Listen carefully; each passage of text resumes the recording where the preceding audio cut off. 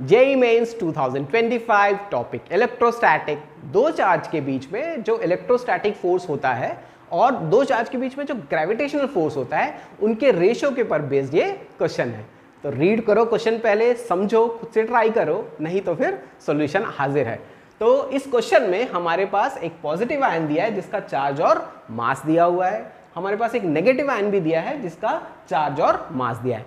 इन दोनों चार्ज के बीच का जो इलेक्ट्रोस्टैटिक फोर्स है और ग्रेविटेशनल फोर्स है उनका रेशो दिया हुआ है P × 10⁻45। हमें फाइंड करना है 10P का वैल्यू। ठीक है, सिंपल सा क्वेश्चन है और इसको सॉल्व करने के लिए सिंपल से दो बेसिक फॉर्मूला आपको पता होना चाहिए। एक, दो चार्ज के बीच में जो फोर्स होता है उसका formula that is F = KQ1Q2/r², और दो मासेस के बीच में या दो चार्जेस के बीच में जो ग्रेविटेशनल फोर्स होगा उसका फॉर्मूला होगा Gm1m2/r²। बहुत बेसिक फॉर्मूला, सबको पता होना चाहिए।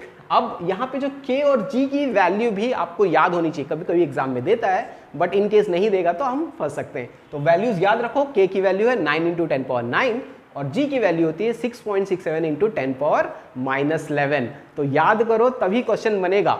ठीक है, चलिए सॉल्यूशन देखते हैं। बहुत सिंपल सा सॉल्यूशन, बहुत प्यारा सा क्वेश्चन है ये।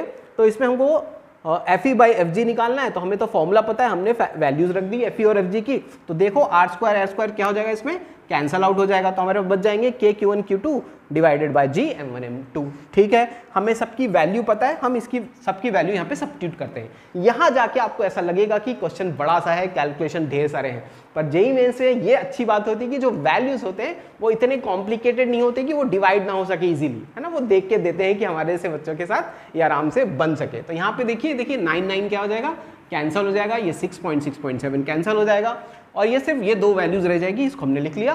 पावर्स को ऐड कर सकते हो साइन के हिसाब से, तो यहाँ पे देखिए -19 -10 और 9 अगर पूरा सॉल्व करेंगे दैट विल बी 10⁻20 और यहाँ पे जब आप ऐड करेंगे सारे को दैट विल बिकम 10⁻65।